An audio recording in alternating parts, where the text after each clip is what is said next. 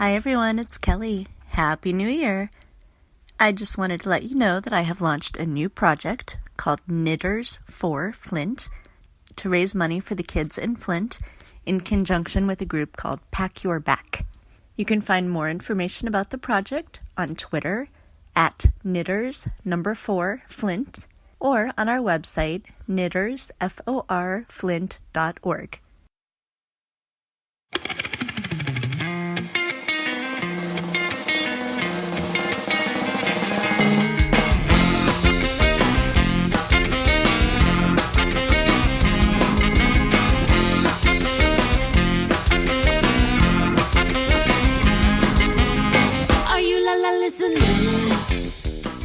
Hey everyone, this is Kelly with Two Broads Talking Politics, and I am on in this episode with Amee Vanderpool, who is a lawyer, writer, commentator. I'm reading from your Twitter bio at the moment, and also contributes to Playboy and is the director of the Inanna. Hi, Amee. Hey, girl. Hey, how are ya? Great. So we're in a new year here, and so we're gonna blast off in the new year here. So, Amee, maybe just to start, can you tell us sort of a little bit about yourself beyond the little 3-word bio I gave you? So I'm an attorney in D.C., and I'm currently doing some freelance writing, and I am the director of the Inanna Project, which is a nonprofit based on pursuing equal justice under the law for women and feminist issues and empowering women in general. All right, excellent. And so we're going to talk some today about women and women's issues. Fabulous. I think it's a good moment to sort of take stock of where we are. We have just finished 2018, which a lot of people called the Year of Women. And We've just had the announcement of the first presidential candidate for 2020, who is a woman, and that is bringing up a lot of hot takes by people. Right, of course. So let's start a little bit with 2018 and kind of what we think of 2018. Was it the Year of Women? What were the highlights and the lowlights? There were definitely some lowlights. You know, it seems to me like ever since 2016 and Hillary Clinton started her run, we've been hearing this, it's the year of the women. Mm-hmm. So it was 2016, it was 2017, it was 2018. And then, of course, every time there's this major oppressive issue and we have to deal with this crazy backlash and we have to kind of mobilize and stand up again, it becomes this is the year of the woman again. And what's interesting to me is I don't feel like we've even hit our stride yet. I feel like all of these years leading up to now have been this sort of culmination, this sort of brewing, in a stew of everybody kind of getting their shit together and getting mobilized for the actual year of the woman. I don't think we've seen it yet. I think 2019 is going to shape up to be really impressive, especially given all of the new women we've elected into office. Yeah, and I think, I'm not sure exactly how old you are. I'm 40, and I feel like I kind of can't believe we still have to have a Year of Women. Just to sort of stop and take a moment to go, wow, really? In 2019, We're still saying, is this going to be our year? Right, for sure. But we were doing that. I mean, look at the election numbers and look at how underrepresented we still are, even with all of these great gains. It's like, I don't know about you, but I'm constantly looking at those numbers and going, really? Yeah. This is really where we are? We're really here. That's been my driving sentiment for the last several years. Really, that sign that we see everywhere, do I really have to keep protesting this shit? But that's kind of it. Like, have we really only come this far? Have we really, or do we still have these numbers? This is incredible. I can't believe this. And I don't know. I just recently saw the Ruth Bader Ginsburg movie too, On the Basis of Sex. And I don't know if you've seen it, but it has that sort of a feeling too, like, this really did happen not so long ago. And given it just doesn't seem like we've come very far. But here's the thing, ever since Trump and ever since it's become so obvious, the misogyny, the sexism, it's so blatant now, everybody has really just sort of stood up. And I think we're going to see everything moving in a much faster pace, not only because everybody's pissed, but because we have the ability to do it with social media now, and we have the ability to sort of organize and move at a much faster pace. The other thing that's interesting too is, when I started getting really active on Twitter, it was in the primaries to support Hillary Clinton, and there has been such a shift that I've seen in typically female accounts and how outspoken they've become and how willing they are to sort of be themselves. I mean, there are a lot of people on Twitter who are still using aliases and who are still anonymous because we're in this really tricky age of, can you really be yourself on social media? Can you not? And people are now, I see a lot more women just really over it, and they're really stepping up. Whereas before it was like a tippy toe in the water. Oh gosh, can I really say this? Do I really want to get on social media and say I'm for Hillary Clinton? Because the backlash was just so sucky. And it was so targeted at a certain, subsect of middle-aged women specifically. And it was just brutal. We now know, of course, that was Russia helping Bernie to do it. Yeah. And it was primarily Bernie's side, let's be honest. The Trumpers were easy to spot and they were easy to dismiss, but it was much more insidious within our own party. And it just seems like, I mean, I don't know if you see that too, but I just see women really finding their voice and really just saying, I give zero F's about the whole thing. I'm going to say what I think. I'm going to stand up for what I think. And I really don't care. It's like we're growing a thick skin in record time. And that makes me really happy. Yeah, no, I definitely see that too. And I feel it too. I feel myself doing it more. And I think part of it is sort of overcoming the way women are sort of taught to behave, right? Whether consciously or unconsciously. I mean, my mom is a feminist, but she, still society sort of taught me women are polite, women are, sort of apologizing for themselves almost. And I find myself in interactions on Twitter and elsewhere where my instinct is sort of to be like, oh yeah, that's a good point, or just sort of back out of the conversation and going, no, hold on. I'm not going to stand for that. I'm going to make my point. I'm going to keep on saying it until you either acknowledge that I am making a good point or, you disappear from the conversation. So I definitely see that happening more. Are there women on Twitter in particular that you think are sort of good examples of this sort of really having a strong voice? Oh my God, there's so many women on Twitter. And I typically hate the whole roll call out certain people because you inevitably forget people. But here's what I like the most about it. It seemed a couple years ago, if you had said, okay, what accounts do you really dig? What accounts do you think get a lot of traction? What accounts are really getting their voice out there? It was primarily, I would have said, it was like 75% men, 25% women. It was a much heavier male demographic. Do you know what I mean? Mm-hmm. And so now when I look at it, when I think about that question, the accounts that run through my mind are mostly female accounts that are the heavy hitters, that are the ones that are sort of, when we're dealing with issues or we're dealing with trends or we're seeing the news cycle of the day being discussed, it's typically those female. I mean, maybe it's just that I follow them more and I retweet them more, so they're showing up, in my home more or my notification. I don't know. Maybe it's just, Twitter's evil plan to gear everything toward me because they're brilliant at that.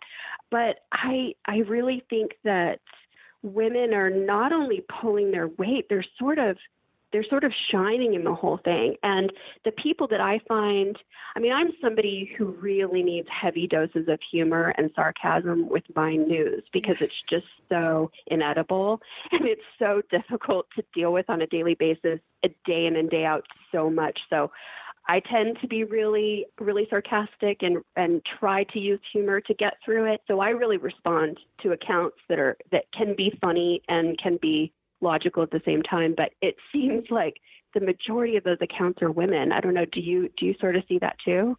Yeah, I think so. Again, it's probably also the case that I gravitate toward following women. One of the people that I think is sort of an example to me of sort of the grace and humor is Chelsea Clinton. Right. she's dealt with so much in her life of just sort of her entire life of people just throwing barbs at her about. The way she swats down trolls is nothing short of genius. Yeah, so no, good. But she's just so charming in the way that she can be like, oh, well, thank you so much for not caring about me, but,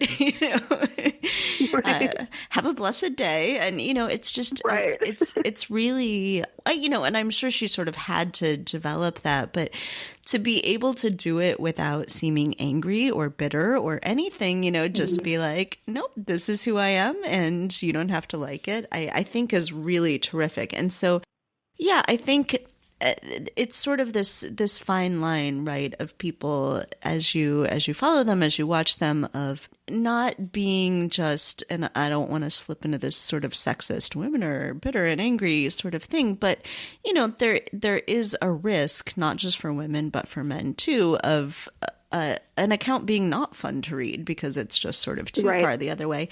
And so people who can find that balance, and it seems like a lot of women are really doing an excellent job of that, of finding that balance, of being able to be witty and sarcastic and yet make some really terrific points about calling out what's going on in the news.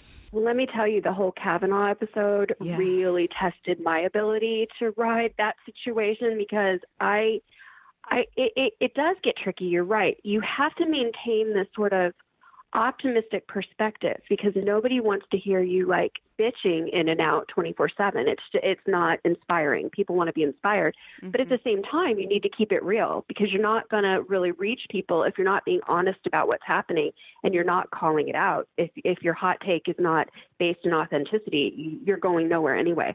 But if you're in the mud and you're constantly in the mud for a really long period of time, like there have been a couple of those periods in the last couple of years that have been just so mired in bad mud, and you're just stuck in it for so long, and you kind of have to pull yourself out of it. And there have been a couple times where I've been like, oh my God, is this really bad? Is my perspective on this, is where I am right now, my energy, is it really helping things? Or do I need to be honest? Do I need to be in this energy? Because people need to see that I'm typically an optimistic person, but I'm struggling right now. It gets really tricky. I tend to just sort of like let it fly and let the mood, I trust the fact that underneath it all, I'm an optimist and that will come out and people know who I am. And so sometimes I let myself get mired down in it because I specifically want people to see I'm mired down in it. And I want them to see that I am struggling to get through it and that it's not easy and that you have to do it. You have to kind of walk through the fire to get out the other side. And it'll be okay. It'll be okay to let yourself. That's another social norm that we're sort of held to that men aren't. It's like we have to overcompensate for that whole idea that we could be, too bitchy or complaining too much or mean, angry feminists, that we have to overcome it on the opposite side. And it gets tricky, but I don't know. I think if you're not angry and you're not pissed off and you're not complaining for part of the time, then you're not being honest. Right. Because it sucks. A lot of stuff that's happening right now for minorities, for women, it sucks. It sucks what's happening. And although I really appreciate the fact that now a lot of things that I always felt were underlying everything else, they were always there.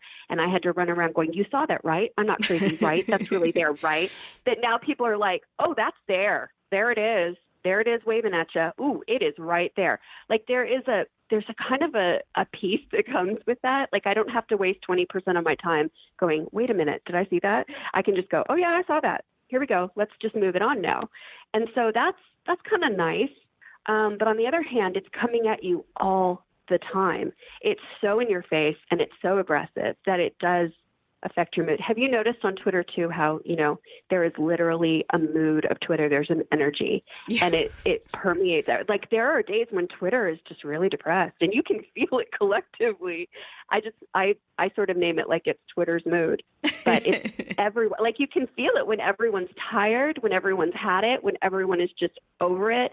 They get angry. Like I have a ton of followers who, for some reason, think it's a good idea to come in to my comments and pick a fight. Like I guess I'm safe or something, which is funny because I'm just not. I can't tolerate, bad manners. I cannot tolerate it. But it's weird. It's weird how that happens. Like it's this living, breathing wave, and everyone is feeling it at the same time. And you can sort of gauge everything that's happening based on that too. But that's a whole other topic. I'm getting off on another topic. No, I think a point you just made about not having to sort of take the energy to be like, it's not just me, right?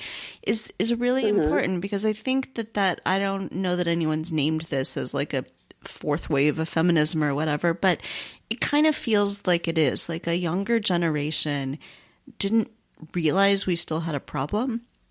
You know, I think a lot of people were just sort of like, oh, you know, women are equal now, we're fine. And that this moment in history is kind of pointing out to everyone that no, we're still not fine. There's still a lot of fights we have to for fight. Sure. And so I think that, you know, for as terrible as all of it is, it was always there. You know, this is just sort of a lot more explicit. And so it is useful in that way that we're all sort of on the same page now and realize there's a problem. Right. And I would argue, you know, that it's not just the younger, I think it's our generation too, that I didn't realize, I'll be honest, I was in, you know, before I went to law school, I was in traditionally female jobs. You know, I was working in a school. I didn't see the issue until I went to law school. And I mean, I went to law school in Oklahoma, so it was a real eye-opener to a lot of things, let me tell you, because I traditionally am a liberal and I'd lived on the coast and I hadn't experienced a truly red state anyway. And to move backwards in time, it was literally like moving backwards in time, where suddenly, you know, a single woman in her 20s who was renting a house in Oklahoma City was looked upon like I was, you know, a bomber. I was literally side-eyed like, what is she doing here? She is dangerous. We need to watch her.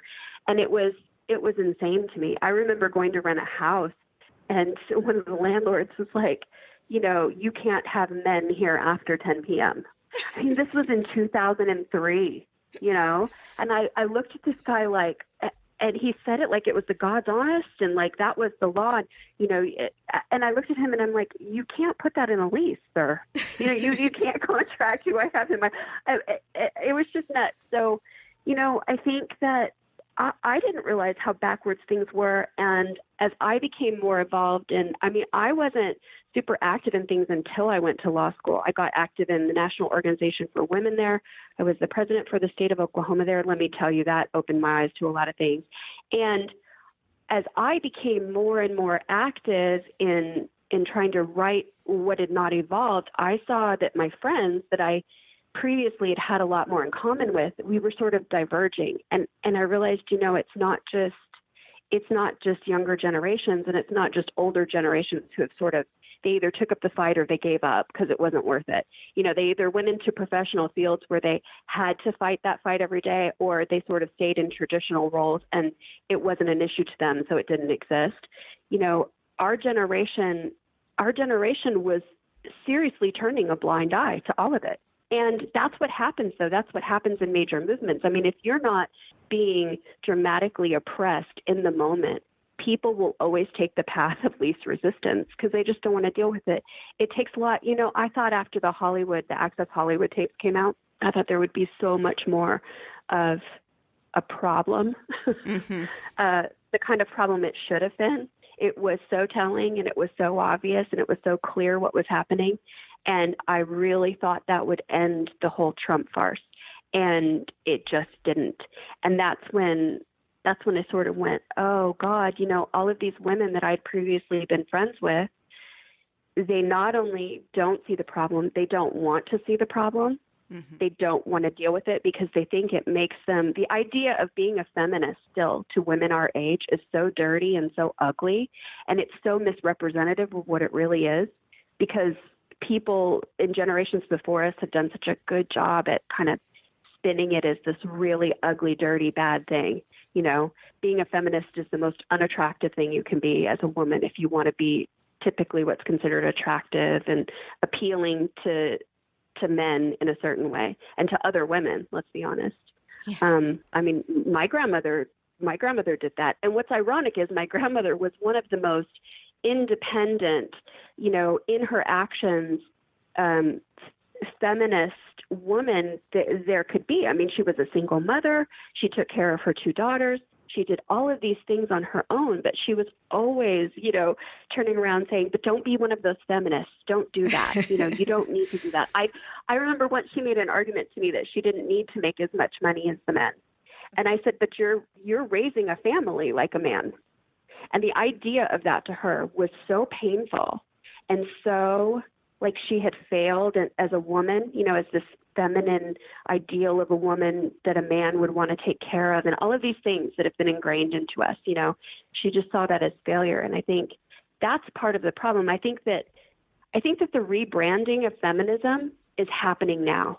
And that sort of equates to what you were saying, that we do have this 4th wave of feminism. It's this new concept that really matches who we are as women. And it's not a statement as to like how pretty we are or how cute we can be or how many men want to marry us or, if we're pleasing to men like Donald Trump, but more of what's attractive in our own minds and what it means to be attractive and powerful and beautiful. And that also includes, typically, I don't know, I think in this day and age, you can want to be attractive in certain ways that are outdated. You can be who you want to be. Mm-hmm. You can pick and choose what you want to be. You can make feminism exactly what you want it to be. And that's the whole point. And I think that the younger generation, I don't know if they realize this truly is a battle. And let me tell you, they won't get any of that till they're out of college anyway. And they really are forced to look at the disparity in pay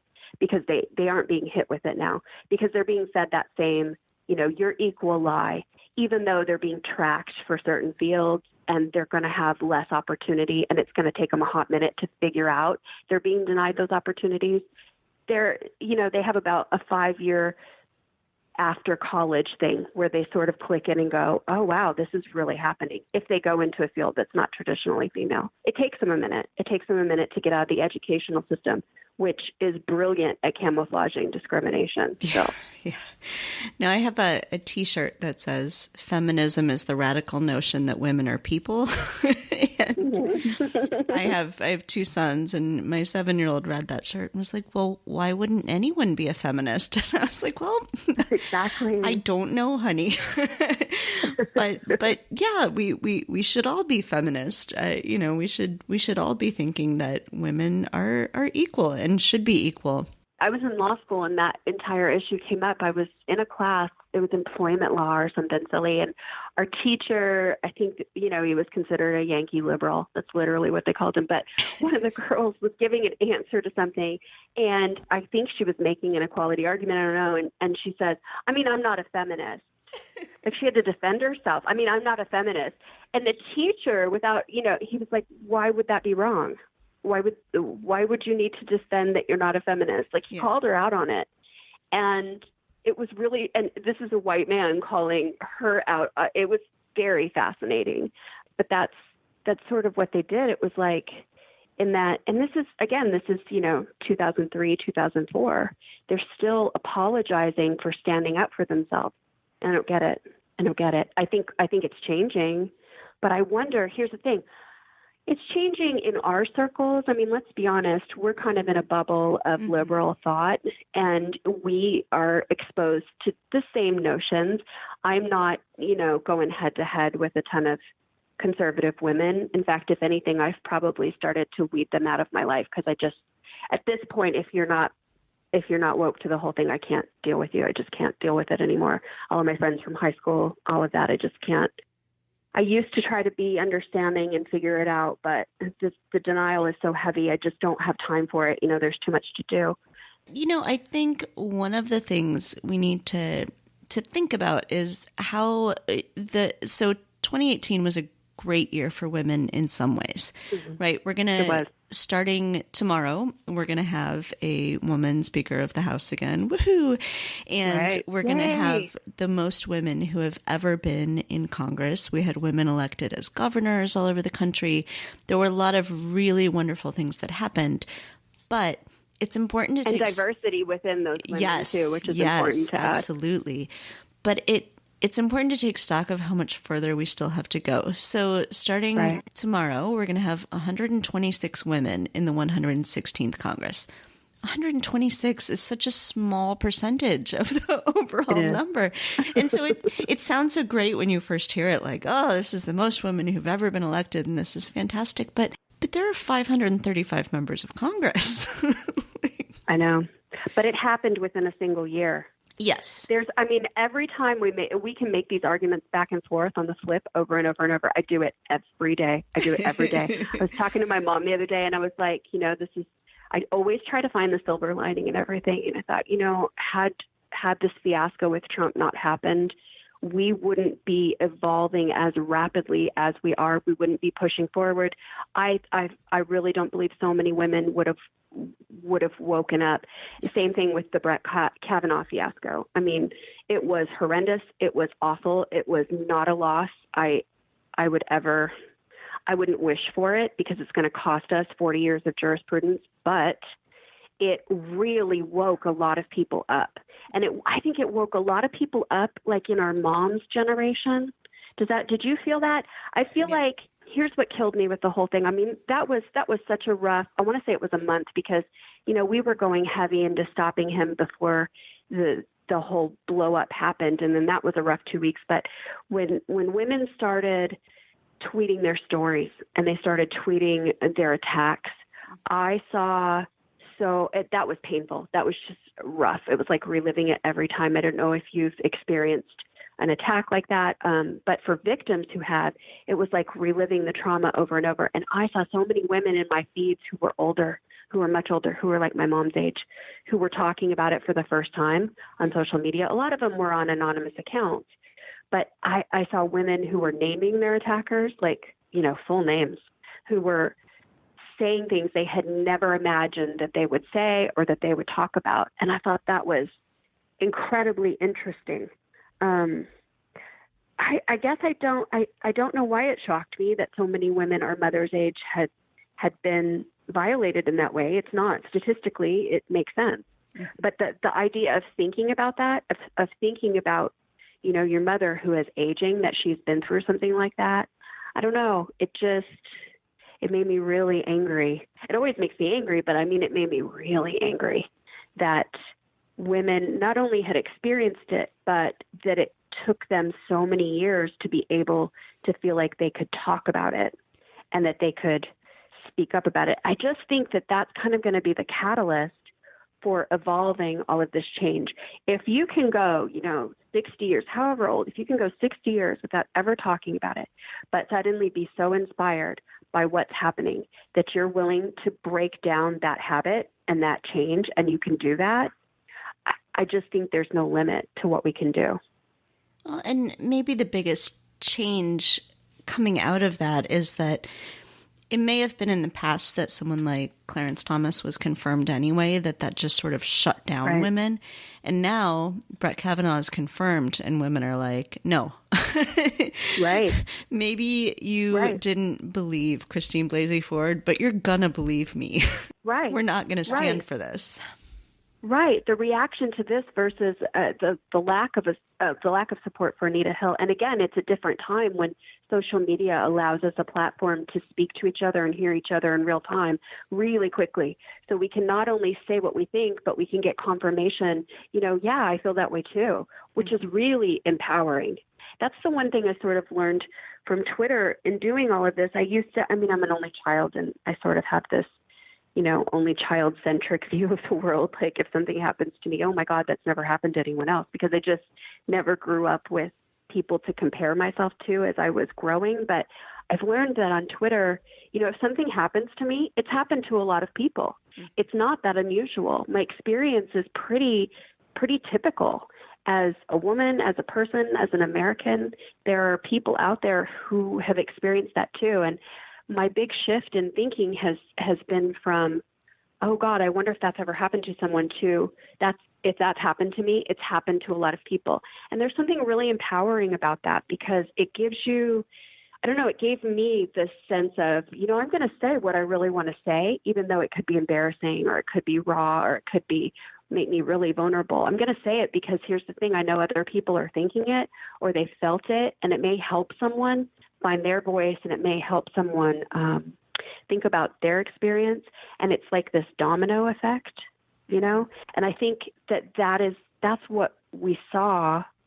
That's what we saw with the Kavanaugh stuff, because, I mean, you were on Twitter. It was raw. It was really raw, really guttural stuff. And it was real. And that's how we mobilize, and that's how we affect change, I think. That's how we inspire other people to do it. I don't know. Well, so let's look forward now. We've got 2020 coming up quicker than in some ways I really want 2020. In some ways it's just kind of exhausting to think about it. But it's coming, whether we want it to or not. And, you know, so I just pointed out that only 23.5% of the Congress is going to be women. So we've got a lot of work to go with. Yeah, let's talk about Elizabeth Warren's new announcement, because that's interesting. So Elizabeth Warren, and this is sort of how are we going to deal with this, right? So Elizabeth Warren says she's running for president, and immediately Politico publishes this piece about basically, is she likable enough? Is she going to be able to overcome these likability problems? And, you know, so the question is, are we just going to relive 2016, or do we have ways to get over that now and to think about women as people and legislators and not just, you know, are they likable or not? Well, the mainstream media's habit is to fall back into this clickbait, into this. I mean, let's be honest, CNN showed Trump, you know, all the time. Every rally he did, right? Remember during the primaries, they gave him free airtime. They let him take over everything because it got him ratings, because nobody could believe he was saying this stuff. Yeah. And they weren't getting ratings because people liked him. It was more of a disbelief of, you know, look at this train wreck. It's reality TV. Yeah. And that's how they did it. And I think that, like, all of these, here's the thing, I think all these major news outlets are going to proceed like it's same old, same old. They're going to use the same formulas they did before to get clicks, to get viewings, to get ratings.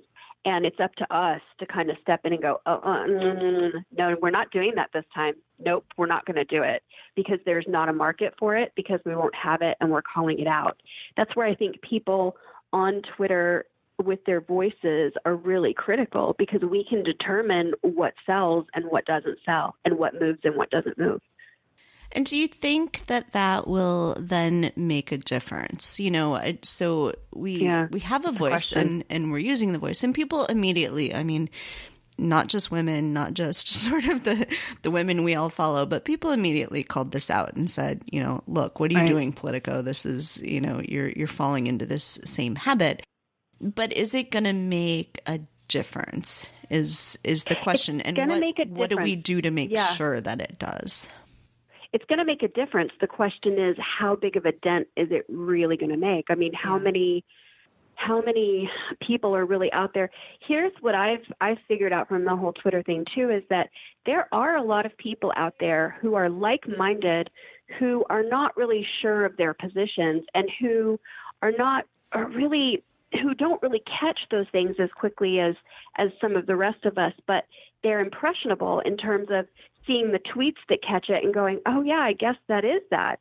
Oh yeah, I guess they are pigeonholing her. You know, I think there are a lot of like-minded people on Twitter out there who are open to the idea of a lot of us going, no, you can't say that, and here's why, who wouldn't have ever necessarily come across that opinion in the first place, but who are open to it. It seems to me like, I mean, there are a lot of men on my feed who really do want to learn things, and who do want, I mean, some of them are a little too much, and, you know, they want us to explain everything to them in detail. And, you know, you get the obligatory, that's not my job, but it is kind of our job, because if you want people to wake up and you want people to see what's happening, you gotta point it out. You gotta say, there it is. And then the people who are open-minded enough to take that on and say, you know, I'm not a woman, so I couldn't understand firsthand this experience, but if smart women that I trust are saying this is happening, yeah, I'm going to buy it. And yeah, they're right. And yeah, it's bullshit.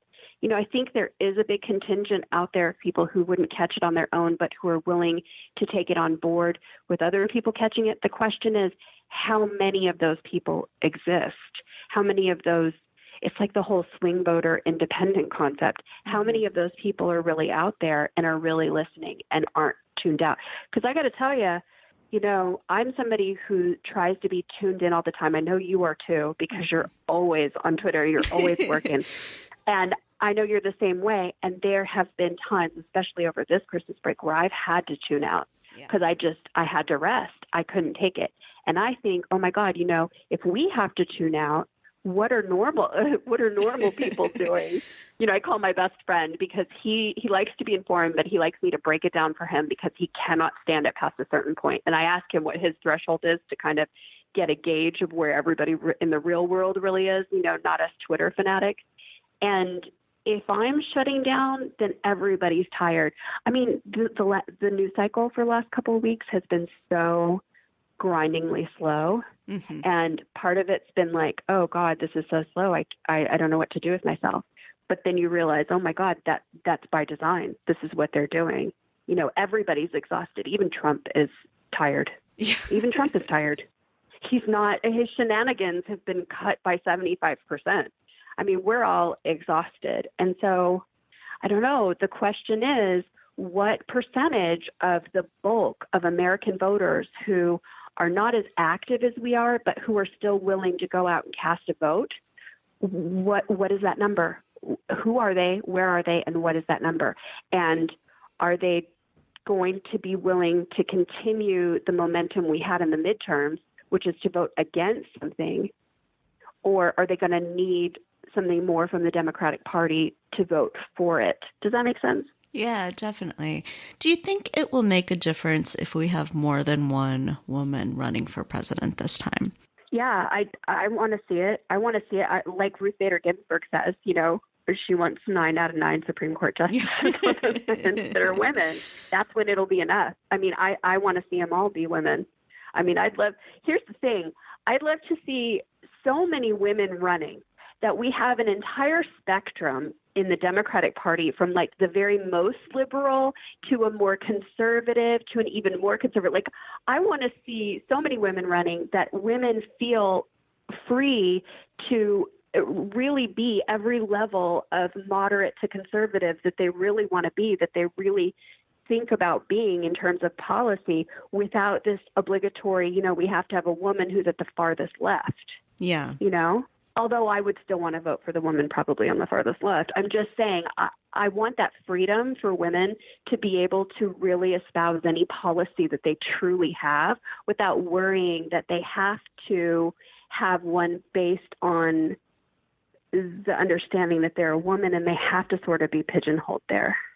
Yeah. And I don't think we're there yet. I mean, how many other, I'm thinking, Kamala Harris, I'm hoping she's going to run. Who else? Let's talk about what other women are going to be. Who am I forgetting? Amy Klobuchar. Yeah. Hopefully she'll run. Yeah. She's great. You know what I love about her? She brings such a sense of logic to the game and practicality that I just love. I absolutely love it. It's this perspective. It's this prosecutor's mind that she has that reminds everybody of the rules and that we need to follow them and that they're there for a reason. And let's logically apply the rules. I love that. She was so good in the Kavanaugh hearings with ironically enough, bringing all of these men who had gotten so impassioned in their arguments and who'd gotten just kind of out of control and really, just wringing their hands and these overwrought men. She sort of brought them all back to earth and sort of brought the rational argument to the table. And I really liked that. I think she's going to bring something really great to the table. What I'm afraid of is this sentiment that because we have such a terrible leader now, we have to revert back to something that's safe, which is AKA the older white man who will protect us all. The Joe Biden. Now, I like Joe Biden. I do. For anyone who's listening to this who just got totally pissed at me, I like Joe Biden. I like him a lot. I, however, think his time has come and gone, and we need fresh leadership. And to elect Joe Biden is to revert back to this need of, protect us, Grandpa. And again, I hope I didn't offend anybody with that either. Or protect us, Dad. This whole protect us, Dad, this father figure, patriarchal nonsense that people tend to revert back to when they get scared. And it's the opposite of progressing. So I don't want to see that. So who else is going to run? I would love to see Tammy Duckworth run. I don't think she's talked about it at all, but I would love to see her run. And she's sort of the antithesis of everything that Trump is, right? I mean, she's got an immigrant parent. She's disabled. She's a veteran. She's a mom and sort of outspokenly mom. And I love it when she tells it like it is. I love it. And so I would love to see her run. And, I think what we need to think a little bit strategically about the states that these people are coming from. And Illinois now has a Democratic governor, and, it's a safe seat for us to lose, in a sense, in a way that I worry about with an Elizabeth Warren. So, right. I think that Tammy Duckworth would be really fantastic. I think one of the things that sort of hurts us in thinking about women running for president is we just don't have that many women governors. We don't have a lot of women in executive branch positions right now. We don't have a lot of women mayors of major cities, things like that, where, True. There used to be a time where we didn't just look to senators to run for president. Right. But you know what? That whole trend of the governor being the most likely to step up in a presidential bid, I think it's a thing of the past. I think that Congress moves faster, and I think you're going to see more congressional candidates pulled from the whole thing. I don't think it's the stepping stone it used to be anymore. But you're right. I mean,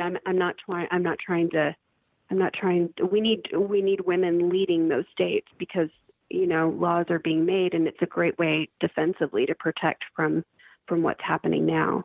The other thing I was thinking too is in thinking about the Democratic field for the primary in 2020, I never think about which horse can make the long run yet, because, so many things need to happen and you don't know who's going to pull into the lead until literally it's upon us, and every little thing can shift.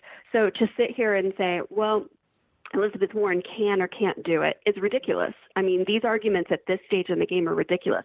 What I like to think about is I like to imagine, a Democratic debate, a primary debate, and who I'm going to see on that stage and what they're going to represent. And are they going to make an argument that ends up bringing the candidate that surfaces to the top back into the fold in a way that's going to benefit us all?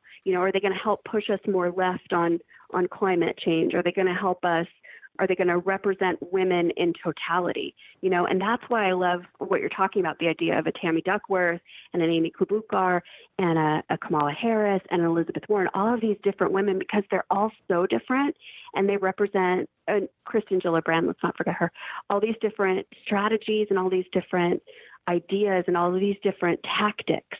And to see all of them on a stage at the same time, I don't know, it'd be so delicious. You want Tammy Duckworth to have her moment to just tell it like it is, and then you want Amy Klobuchar to have her moment to bring us all back down to earth and remind us of the practicalities of things. And then you want, they all have such different strengths and talents, and I want to see all of them shine in all of the different ways that they're capable of shining. And I want to see a lot of them do it at the same time. It used to be, oh my God, we're going to have a woman running for president. Yeah. And now I'm just like, ooh, how many are going to get in the ring, please? Please, ladies, just get in the ring so that we can hear your voices, not because necessarily you're the best candidate, meaning you're the best candidate to take it all the way, but because you have ideas and because they're good ideas and because you're a really substantive quality leader. And we all need to hear you speak and voice your opinion, and that needs to be the norm. The norm needs to be that stage is filled with women, really talented women. That's what I'm looking forward to. I really hope so many of them put their hats in the ring, not because they think it's it's going to work out in the long run, but because it's better to move us all forward, you know? Yeah, absolutely. But that's a pretty big sacrifice. I think that once we have a critical mass of women running, then maybe we then get past the likability question. I mean, are you going to ask that about all of them? Right. You know, before when we had just a woman, a token woman, then that's the question that gets asked about them. But when there's 5 or 6 women running for president, then all these people who said, I would vote for a woman, just not that woman. Well, and now you've got choices. You know, which woman are you willing to vote for? Right. And the likability thing is so outdated. I mean, Donald Trump is the president. It's not about likability. It's not. It's about riding the zeitgeist. It's about finding that sweet spot, and it's about timing. It's never been about likability. It's just such a bullshit concept that was never really real anyway, that they single-handedly used to apply to women. And it's just so dismissive. Yeah, absolutely.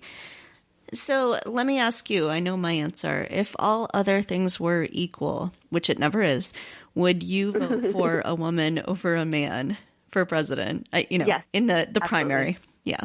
Yes. Yeah. All things being equal, yes, of course. In a second. Me too. Because we need to advance that. We need to correct this situation.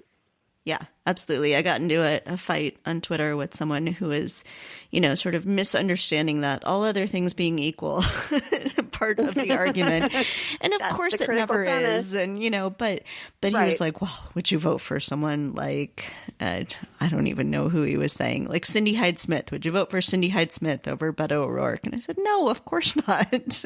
That's not all things being equal. Yeah, no, but yes, all other things being equal, of course I'm going to vote for a woman. We need a woman.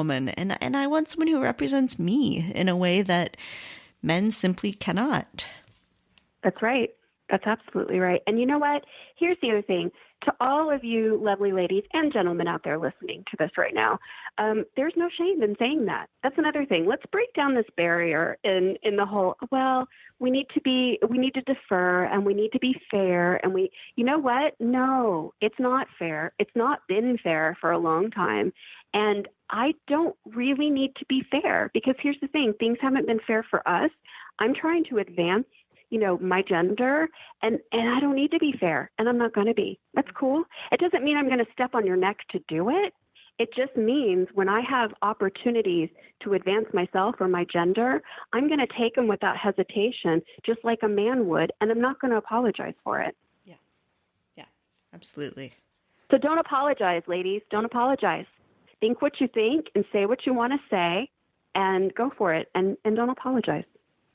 Although, if you say men are trash on Facebook, apparently that gets you banned for a little while. But who said that? I've had several friends who have said men are trash, just like in comments or something, and then they get reported and banned for a little while. For the record, men are not trash. I love men. Men are wonderful. Yes, you can't make a generalized statement like that. You're in trouble when that happens. Yeah. No, men are not trash. Trashy people are trash. Men are not trash. Some men are trash. That's good to know, though. That's good to know that men are trash is the line that gets you banned. That's interesting, considering how many times I've been called the C word, or how many times I've been called trash or a bitch or, any other name that doesn't bother me, but how many times that's happened. And I've gotten that note from Twitter saying, we've not found any violation of the Twitter rules. Don't you love that one? Uh-huh. When you're just like, oh, okay, men are trash gets you banned, but yeah, exactly. But you can call me anything. Oh my God, Twitter. This is why we need an equal rights amendment, but that's a whole nother podcast. Yes.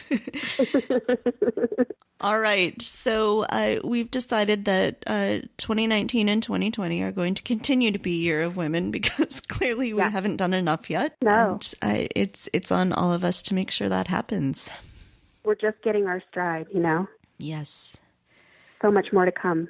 All right. Well, by 2018, we won't miss you. And hello, 2019. We have to do that obligatory. We have to do that obligatory. I learned a lot. 2018. I learned why we're no good for each other. We're in a toxic relationship. Yeah. And I'm going to send you away with love. Or something. Or something, whatever. Or the middle finger, whatever. Yeah. But let's do it. Bring it on 2019, because things are now getting exciting. There's so much possibility, though. I mean, as frustrating as things are and as tired as we are, don't you feel, I mean, I feel all the time like we are on the verge of such possibility, and it's so exciting. Yes. It's electric almost, this feeling that things are about to change drastically for the better. And I don't know, I see women finding their voices all the time, every day, and it's just so exciting. It's electrifying, and I love it. So as bad as things are, there are very good takeaways along the road, to fuel everything. All right.